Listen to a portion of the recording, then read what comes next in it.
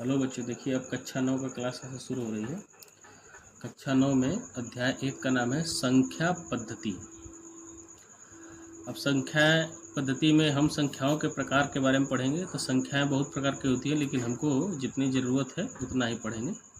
तो पहले तो हम लोग संख्यांक के बारे में पढ़ते हैं। संख्यांक में जो होता है 0 से लेकर के 9 तक कुल 10 संख्याएँ होती हैं। कितनी होती है? कुल 10 संख्या होती है। 0, 1, 2, 3, 4, 5, 6, 7, 8, 9, पूरे मिला के 10। इन्हीं सारी संख्याओं से दुनिया की सारी संख्याएं बनी हैं। उसमें देखिए पहला प्रकार संख्या का प्राकृतिक संख्या, वह संख्या जो 1 से शुरू होती है, जिसे गिनने के लिए प्रयोग किया जाता है, जैसे 1, 2, 3, 4 डॉट डॉट, क्योंकि संख्याओं का अंत नहीं होता है, आप जानते हैं। उसके बाद देखिए दूसरा है पूर्ण संख्या, वह संख्या जो 0 से शुरू होती है, जैसे 0, 1, 2, 3, 4 डॉट डॉट, इसका भी अंत नहीं होगा, यह पूर्ण संख्या है, इसका पूर्ण मान होगा।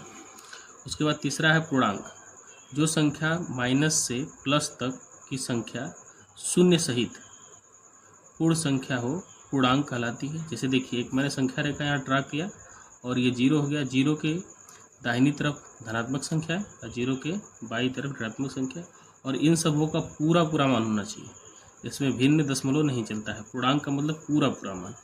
अब देखिए परिमेय संख्या, वह संख्या जिसे p/q लिखा जा सकता है जहाँ q नॉट इक्वल टू 0, यानी q 0 के बराबर नहीं, क्योंकि आप जानते हैं p/q, अगर q का मान 0 रखेंगे तो किसी भी संख्या के बटे में अगर 0 हो तो उसका मान अनंत हो जाता है, इसलिए इसका मान निकालना संभव हो गया। इसीलिए यहाँ लिखा है q नॉट इक्वल टू 0। उदाहरण में 1/2, 1, 2, क्योंकि देखिए ये अंक जो प्राकृतिक संख्या पूर्ण संख्या वही परिमेय होती है, क्योंकि इसके बटा में 1 लिख सकते हैं, कोई दिक्कत नहीं है। तो फिर में संख्या होगी 3/2, 5/4 इत्यादि। अब आगे अपरिमेय संख्या, वह संख्या जिसे p/q के रूप में लिखा न जा सके, जहाँ q नॉट इक्वल 0, देखिए जैसे कड़ी में 2 है जो बाहर नहीं निकल पाएगा, कड़ी में 3 है, कड़ी में 15 है, पाई है। देखिए सबसे इंपॉर्टेंट पोर्शन है, अक्सर पूछ लेता है, कंपटीशन में भी आता है कि पाई परिमेय संख्या अपरिमेय संख्या है। बहुत सारे बच्चे इसको जानते हैं कि 22/7 है, तो भिन्न के रूप में लिख सकते हैं, इसलिए ये परिमेय संख्या हो जाती है, जो कि ये सही नहीं है।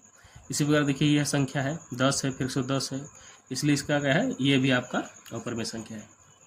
फिर वास्तविक संख्या है, सभी संख्या जिसका वास्तव में कुछ न कुछ मान हो, परिमेय संख्या सहित, उसको भी हम लोग जो है वास्तविक संख्या में रीड कर लेंगे, चाहे प्राकृतिक संख्या हो, पूर्ण संख्या हो, पूर्णांक हो, परिमेय संख्या, सभी वास्तविक संख्या में आ जाएंगे।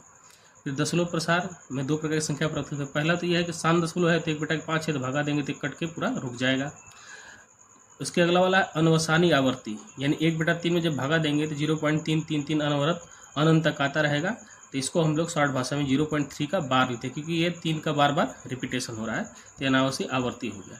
उसका अनावश्यक अनावर्ती है, अनावर्ती में क्या होगा, रिपीट नहीं होगा। 10 है तो फिर 110 आ गया, फिर 1110 आ गया, फिर इसी तरह आगे बढ़ता रहेगा, बार बार इसका पुनरावृत्ति नहीं होगी। इसलिए इतनी सारी संख्याओं को हम लोग जानने के बाद हम लोग कक्षा 9 के पहले पाठ संख्या पद्धति को हल करना सीखेंगे। धन्यवाद।